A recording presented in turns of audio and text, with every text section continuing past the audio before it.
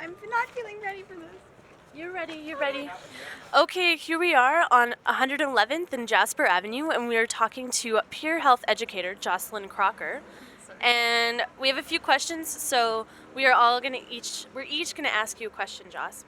Do you feel freer to express your sexuality in public at an event like this one as opposed to every day? Okay, well, I think that in terms of pulling people off the streets and talking to random people, I'm a bad person for that because one of the things that I really am involved in is health promotion. And so talking about sex and sexuality and birth control and STDs is something that I do a whole lot about. So just in terms of, like, I'm not a good sample for this. But I think for me, I think events like this are good ways to begin conversations about sexuality. So I myself don't feel freer to express my sexuality because part of who I am and what I do involves talking about it and talking to other people about it. And so I think the reason why I'm here is not so I can feel freer to express my sexuality, but to engage in conversations such as this and to support the gay and lesbian community. What is the significance of the Pride Parade to you? Well, I wanted to come and show my support and, give a big thumbs up to Bill Smith. Hello, I'm here, and I'm glad that they're shutting down Jasper Avenue and again, to raise issues and to have discussions that I think people need to have about sexuality and whether, talking about gay or lesbian or straight or whatever. I think that, people need to be more open about conversations and to be able to take charge. I'm talking out of my ass here. You can What's going on? blah, blah, blah, blah. And now we're speaking to Jocelyn Crocker's ass. Jocelyn Crocker taking charge. Okay. Do you want to? Ask her one. Okay, practice up. Take that one out. Okay. Sorry, I'm going to steal this for a second. Jocelyn, Hello. how do you respond to the charge that flamboyant displays of so-called deviant sexuality serve to further marginalize queer folks? Ask that again because it's closer to your mouth. Oh, because I was... I don't know the answer. You got a point.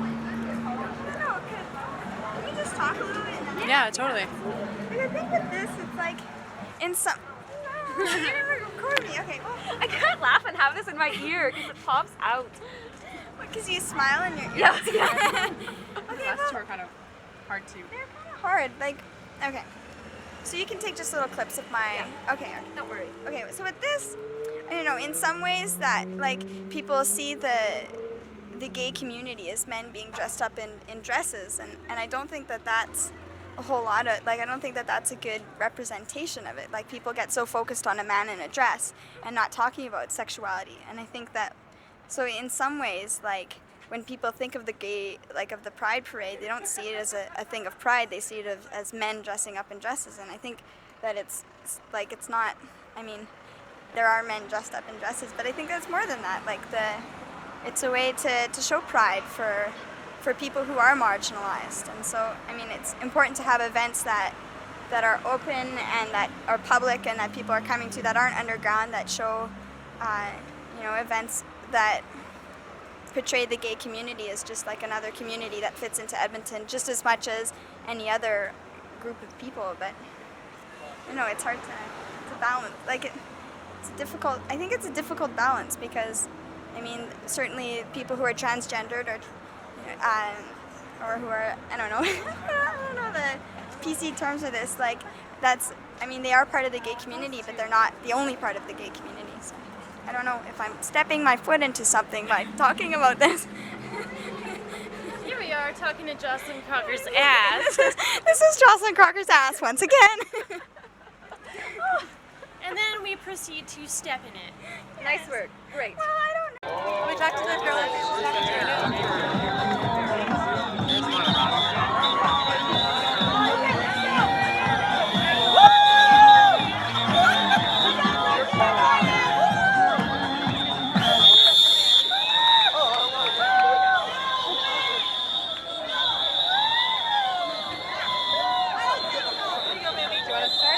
You go ahead.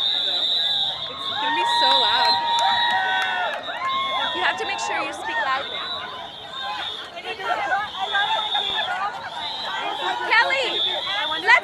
Tony Lee. Hi. How are you doing? Good.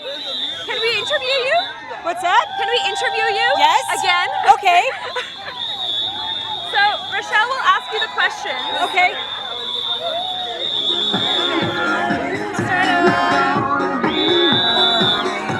Do you think that flamboyant displays of so-called deviant sexuality serve to further marginalize queer folks?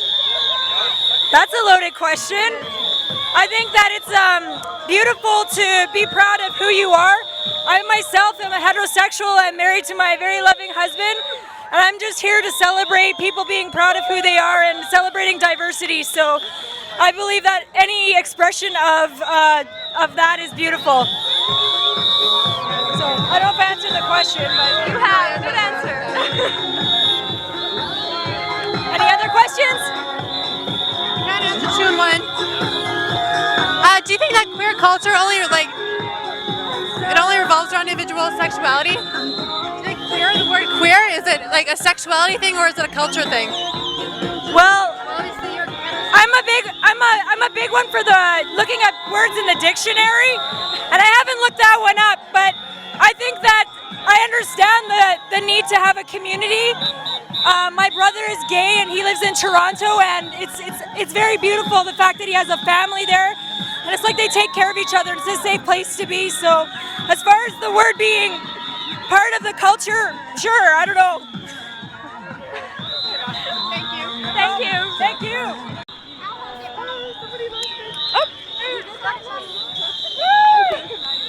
So why did you come to the Pride Parade today? I'm a lesbian and I've been out for about 7 years, and I think it's really important that my daughters see what it is too. It's more than just being gay, it's about being part of a bigger picture and everybody fitting in. So I think it's a good thing.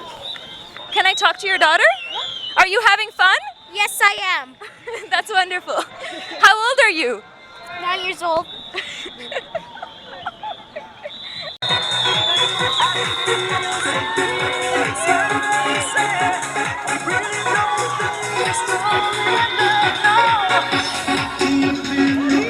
Is this what we call participatory journalism? Yes, this is what we call participatory journalism. Hey, we can maybe get one of these ladies and interview them. What do you think? Are you for Adamant Eve? Sure. Why are you here today? I'm here today because Pride is good. Sorry, I'm here because I really support Pride and I think it's a great event, and I'm just here celebrating. So you're holding a flag? Yes. What group are you with? I'm with the group from the Prism Lesbian Bar, and yeah, we just set up a float, so I'm just here supporting it. Fantastic. Thank you. Yeah, no problem. So what brought you out to the Pride Parade this year? Just to celebrate diversity and pride. Yeah. Do you think like the word queer is more of a sexual thing or is it a community thing? So like, do you have to be homosexual to be involved with a queer community?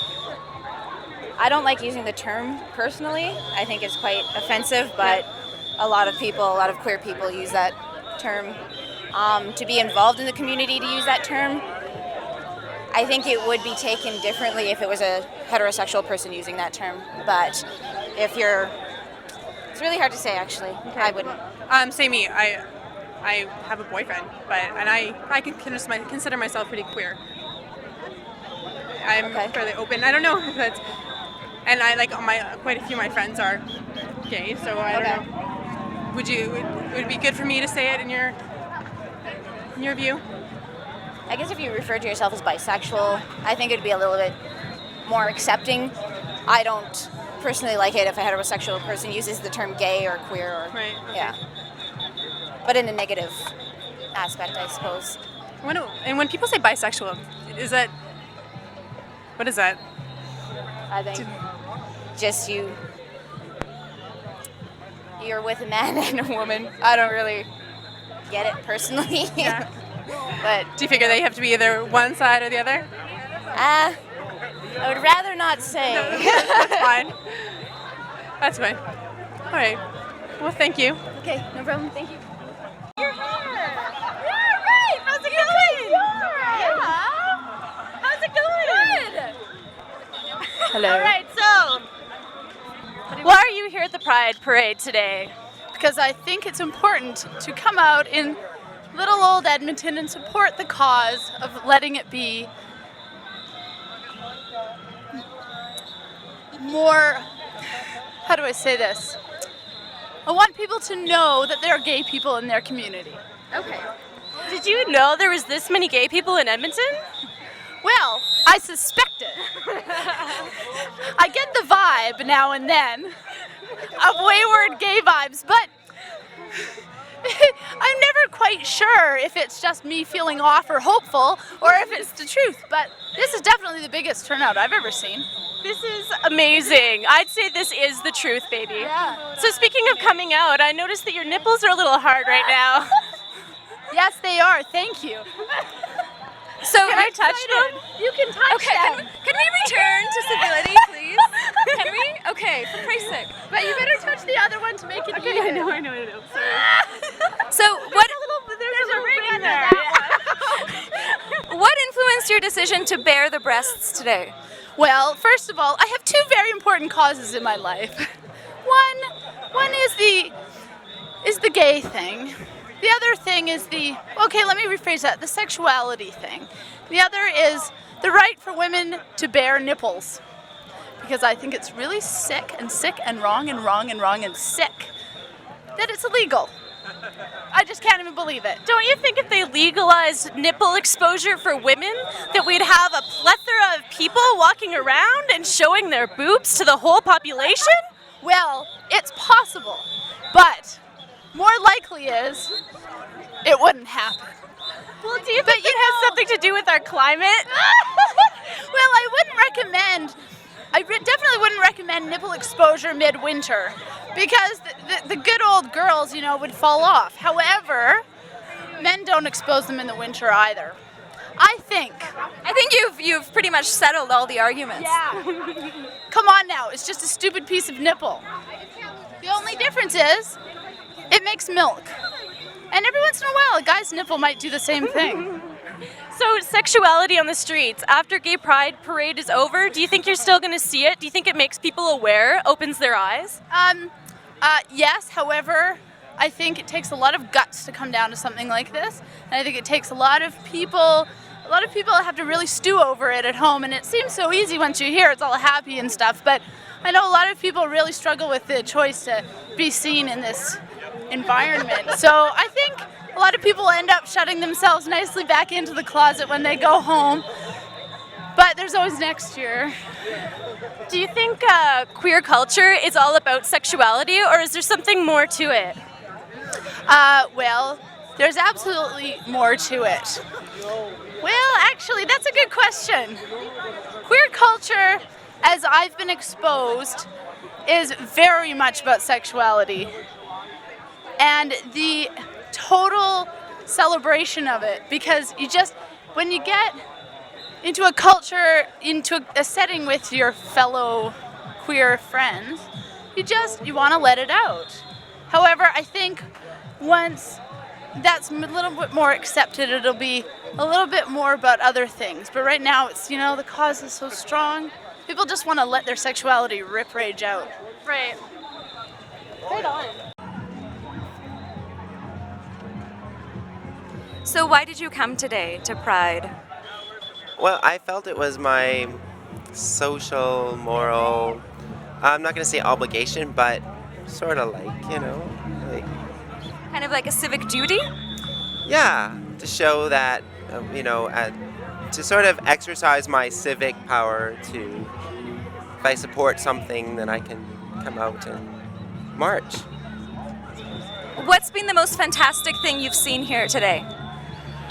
To tell you the truth, not much because I jumped in late, but I jumped in the beginning of the parade, so now I'm just standing here watching them go by. So taking in the sights. Describe for us what you see right now. Well, I see a lot of, let's just say a lot of people doing what they enjoy doing and being supported for it. So a lot of glammed up drag queens, a lot of real life transgendered people, a lot of gay guys, you know, doing their kind of their identity dress code type of thing, you know. Very colorful, lots of color and diversity. There, thank you. So why are you here today? I'm here for support for my brother. He's gay. I'm here because I am gay, and I'm supporting the Two-Spirited Aboriginal in Motion working group. Tell us a bit about that group. It's getting Edmonton based together for the Aboriginal men and women, bisexual, transgender, gay, lesbian. So we're just starting. So as we go along, the number will probably get bigger and bigger. So. Well, it looks like you've got a fair number here, though, out today. That's great. And who's this? Courtney.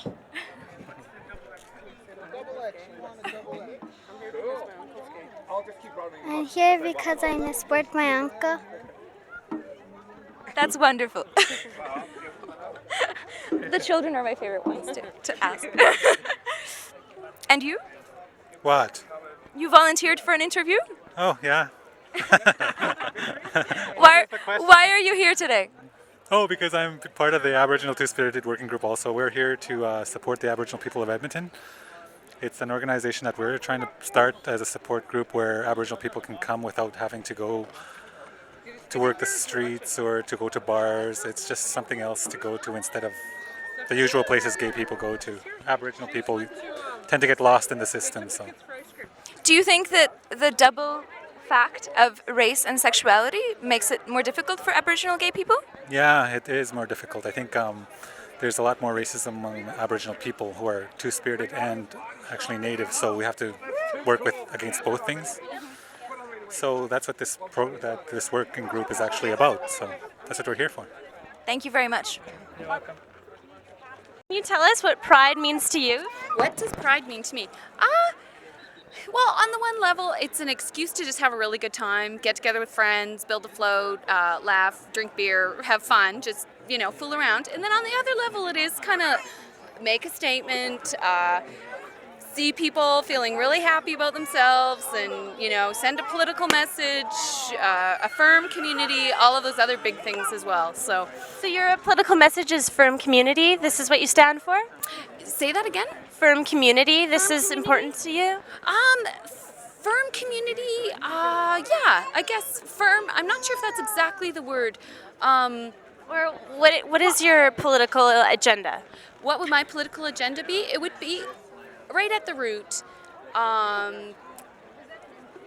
There are all kinds of Albertans, and they all need to be represented. And when political leaders feign to speak or claim to speak for Albertans, they need to understand that there are all kinds, and they are living everywhere. They're living in small towns, they're on farms, they're in the northern Alberta, they're in south, they're on reservations, they're everywhere. And he needs to, I guess I'm saying he, like Ralph Kline, needs to understand that, we're all Albertans. And if he's going to talk for us, he needs to also be respecting us. So. How do you feel about Ralph Kline's motion to bring in the Notwithstanding Clause over the gay marriage issue? I think he's not getting it. I think he's really not understanding that globally these are rights that are becoming more and more recognized, and he can't, he can scream as much as he wants, but that's the wave of the future. It's going that direction, and we can't stop it, because I don't see how you can stop people from wanting to commit to each other publicly, wanting to build families, wanting to be positive, So I don't see how that could be a negative, So I think it's totally predictable. So in a way, you just feel cynical. We probably should be outraged, which I am, but it's also so predictable. So you just kind of think, okay, who are you protecting? I'm Albertan, I vote. You're not protecting me, So it makes me kind of. It just bugs me. There's this image of, the Albertan, and that image is a very limited one, and it's not accurate. So you're with the Honeybee Float? I'm with the Honeybee Float, yeah. What is the significance of Honeybee? Well, I am a beekeeper and I sell honey. So I have a little business. It's called Lola Canola Natural Honey.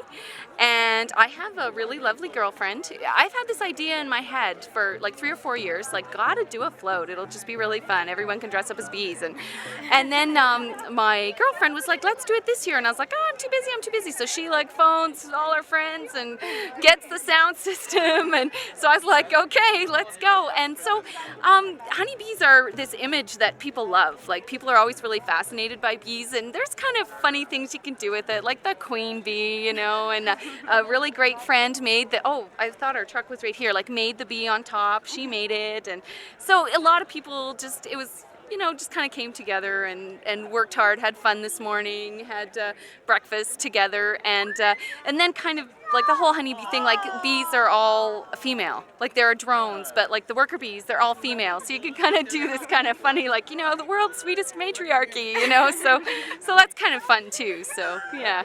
And all workers have potential to be queens, so, you know, there's all little funny bee lore that you can kind of bring into play, so yeah, so that's kind of it. And also it's just a great costume, you know, like you can figure out, it's really fun to figure out how to dress up as a bee, so.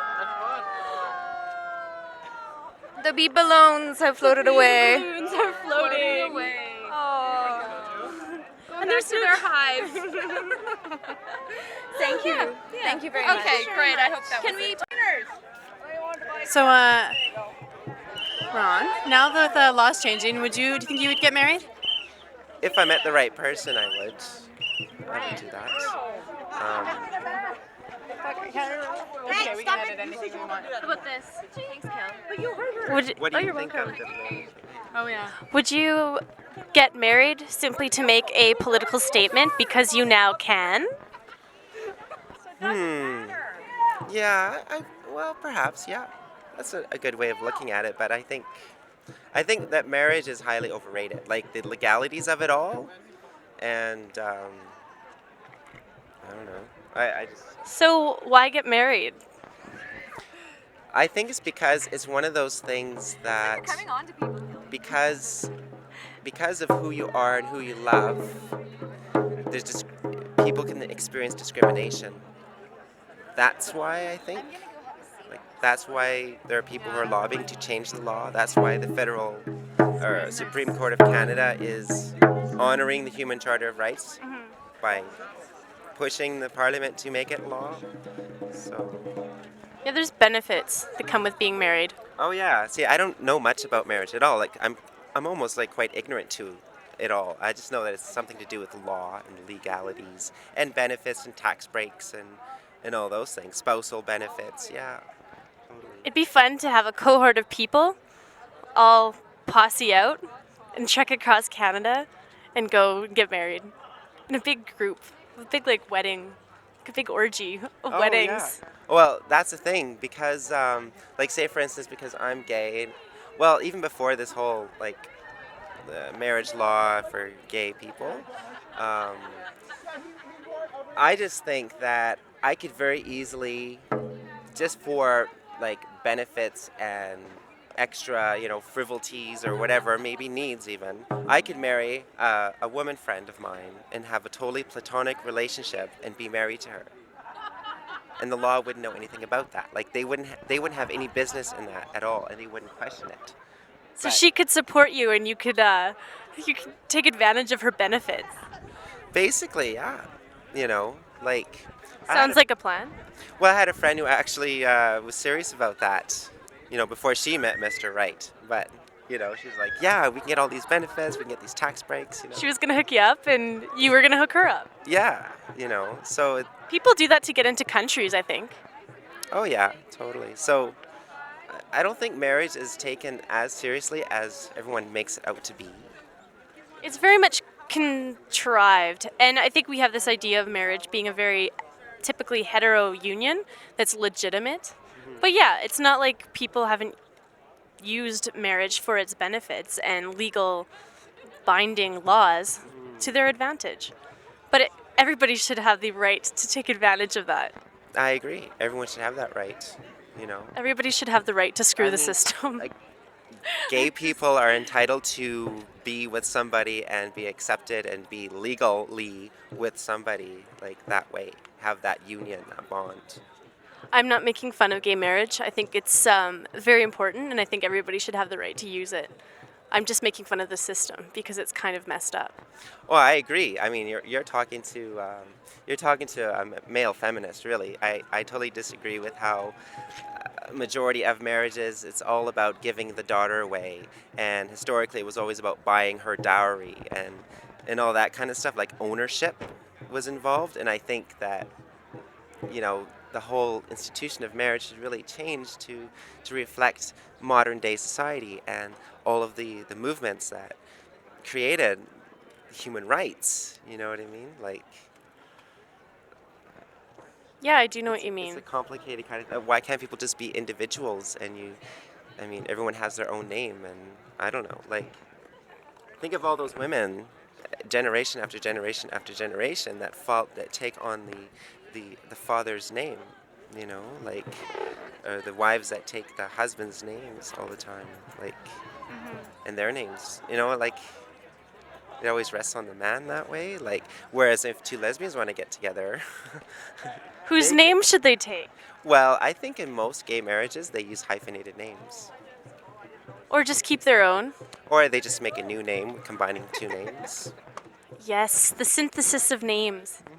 It's semiotic, a semiotic union. Yeah, semiotic.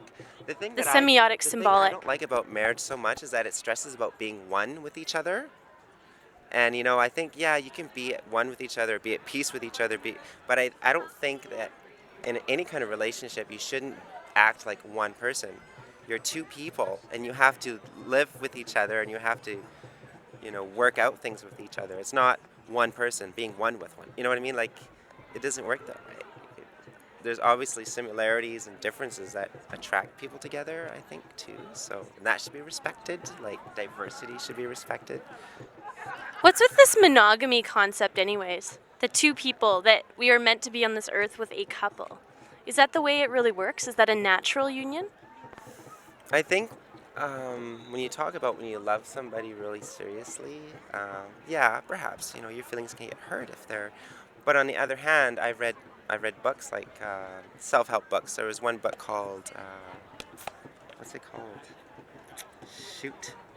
It was about relationships. It was about working out rather than quitting, just working them out and dealing with anger and communication, like having clear communication. And it was psychotherapists that used their cases of married people dealing with, you know, whether it's to stay married or get a divorce or work things out. And basically they said the healthiest relationships are open relationships. Because human beings aren't naturally monogamous, is what I hear. And also, there's, historically speaking, there's many cultures where there is polygamy practice, and it's not like your typical like one bull and all the cows type of thing. There are actually women who have all these children from different men, and the men take care of each of their children and ensures that the livelihood of their child is taken care of, you know? And there's even cultures, yeah, basically. I think that makes sense. I just think that at this point, it's really important to still emphasize that monogamy does make sense to some degree, just because that is the way the heterosexual union and marriage in that traditional sense seem to work together. And so I think for political purposes, in order to promote the agenda of the legality of gay marriage, that you sort of have to go with the monogamy thing, go with the flow on that. But I still think that the whole concept of monogamy is a bit, people should really consider it. Yeah. I don't know exactly. It works for some people, but I don't think that it's always the be-all and end-all. No, I don't think so either. And everyone's different too, you know? Like, someone's partner can be their be-all and end-all type of thing, you know? Until the day they die type of thing. We've heard those love stories before. Yeah, we do. And then you also hear about breakups too. You hear about like 10-year relationships, and all of a sudden they're like, something happens. What's and it's with like that? the end, you know? Okay, that's it for I hope that's good. It wasn't as quite as bad. Hi, Kelly. How was your first Pride Parade experience? I was really amazed, I have to say. I really enjoyed looking around. I was very much a spectator. Today, the Pride Parade was a spectator sport for me. Just looking around and seeing all the support and having a sense of the grandeur of the community was excellent. Not only that, not just seeing men and women like embracing themselves in public and being with their partners and being really happy. That is one good thing. But the other thing is just having the family around and seeing all that support too. Yeah, there's definitely a lot of kids around. There's so many kids. Yeah, it's great. It's great to see these families and families that have gay parents and families that are supporting their loved ones that are gay. Like I saw this one poster that said, supporting my gay brothers. I loved that poster. It was fabulous. Do you think you would have children? I think I often wonder. Sometimes I really just like fooling around and having frivolous life. Sometimes? Okay, so sometimes I'm a bit self-involved and I don't know if I could prioritize another person before myself. But if I got over my own selfishness or obsession with the self and decided that I wanted to have a child, I think I would, for sure. And I'd find a good mommy. I think that would be good. Have 2 mommies. I wouldn't want to be a single mother. I mean, I'd do it if I had to, but I'd really like the support. I think that single mothers have a rough time sometimes because you just have to kind of do it on your own. So really you have to find a mom that would, a partner. Yeah. That would act more as a, because you're not selfish in the way that you want everyone to show you attention and not the child. You would rather. I'm just sort of joking, just because it's just my lifestyle right now. And I was just thinking, I'm like, I could just live my life and sleep in late and have lots of sex, and that would just be my life. But, sometimes there comes a point when you want more than that. And when you don't mind, like, once you have a family, your life becomes your family. That's what good moms do. Once you have kids, you're a mom for life. That's a very big responsibility. And I have to be fully prepared to do that. I had a good mom, though, so, I had really good... She taught me what I need to know, how to be a good mom. Would you put your child into brownies? I don't know if I like the organization that much. I think it's really bureaucratic, and I don't know if I like the the uniforms that they wear. I never liked the uniforms myself. What about a militaristic undertone? Yes, that too. That's what I meant, I think, by also the bureaucracy. My friend Michael's doing a show. I need to go find him. So. Are you done? Did you see that one? No. Did you see that one shirt? It says, "I got kicked out of Girl Guides because I ate a brownie."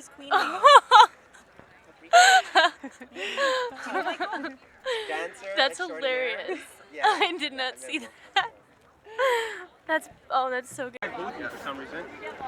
We were walking earlier. No, I mean from before, Yeah, from years before. I've seen you somewhere. I wonder where. Maybe here, or maybe Roost, or maybe, I'm trying to think the other places, like Tegan, Sarah and Tegan. Yeah, Tegan and Sarah. Tegan and Sarah, I get the names mixed up and stuff like that. Well, they used to be Sarah and Tegan, Sarah so and it's Tegan, easy to mix it up. Yeah. I think I was there definitely at the I think so. Dinwiddie. Yeah. You change your hair, but you look pretty much the same. Yeah. You look pretty much the same. Nothing changed for you. It's true. It's I true, say actually. everything in the nicest way, I've really. looked like this for the past 15 years, so Cool. it's when I stopped growing. So, so why are you here today? Here because I have friends that are gay. So just came to support the people. I'm better at talking sometimes, really. What is the most fantastic thing that you've seen today? The fact that people can walk around without being picked on or gay bashed, and they can come and sit down somewhere that's, and have some little bit of support from our city, like the police is here, to make sure nothing goes wrong. People are tolerant on the road, they're not yelling or anything. So every year you can see people are more tolerant of it, right? More accepting of it. Unlike our, who's that guy, Ralph Kline, who's so adamantly against everything. Oh well. How do you feel about the fact that he wants to invoke the Notwithstanding Clause against gay marriage? I think whatever he does doesn't stand a chance because one, marriage is a federal thing, so provincial law has no ruling on it. Whether he recognizes it or not, just making himself look like a ass. And I'm sure maybe if he was here 100 years ago, Indians wouldn't have had the same right, or who knows, Jews, I'm not sure. Maybe blacks 300 years ago. But I know for a fact that if he goes with Notwithstanding Clause, then all he's doing is making himself look bad. Because people who are getting married will be recognized by the government of Canada, and that's it. And eventually, after his ruling is done, somebody else will introduce the bill again to go and have it accepted, right? Bill Smith just had to grant people their Gay Pride Week, right? Do you wish he had done it willingly? Yeah. But people like Will Smith will say anything to start, to get their votes in the beginning in the campaign, and then at the end, of course, they're, you can kind of tell what kind of people they are. I remember meeting him before he was elected as a mayor, and I knew he wouldn't support the Gay Pride Parade after. So. Thank you. Sure. I hope your dog's. That's a lot. Asking questions and hacking at the same time. I don't know, I've interviewed before. Okay, I'll sort of. So we're standing here, 1, 2, 3, 4, 5, 6, 7 of us around, and Anna and me as well, hacking and talking. So, did you guys enjoy the parade today? Oh yeah. Yeah. Okay. So, have you guys been before, or is anybody a newbie here? I'm a newbie. What did you think, this being your first time? I thought it was awesome. I even got a ride on a float and everything. Oh, what float? Prism. Her sister's Yeah. gay. She's not. Yeah, I'm the straightest gay person I know. Actually, that was the same for me too, because I got to hold the purple flag, and I'm a newbie as well. So, yeah, it was great. It was really fun. So, do you think it's great walking or being on a float? Which is better? Being on a float. I think it's awesome walking on the back of someone, which is what I did, because that is extremely relaxing. And So getting carried. getting carried is the way to go. Dancing on a float is the way to go. To Mambo number 5. Do you guys feel comfortable here more than in a usual setting, being out and supporting your loved ones and feeling the pride? I feel pretty comfy. I'm pretty out, loud and proud. In everyday life, you mean? Exactly. I would normally walk around with Dyke painted on my chest, but not too much is different other than that. You're right. Well, thank you. Thanks. You can both speak, actually. That'd be great. What group are you with? Lambda Christian Community. What is that? What does it do? It's a group of Christians who are gay, lesbian, bisexual, and transsexual. A safe space for us to worship. Do you congregate on a weekly basis? Yes. The yes/no answers are the best, right? Okay, it's the odd one. So what's different about your service as opposed to a service at a conventional church? Not a lot. It follows the United Church service quite a bit. So there's not a lot of difference between that, except that I think we're more gender neutral. God will be referred to as a woman, a man, the spirit, a creator, that kind of thing, rather than he all the time. Yeah. And where can interested folks find you? We're affiliated with the Garnu United Church, but you can find Lambda on the net. So just go lambda.ab.ca. Thanks a lot. Thanks.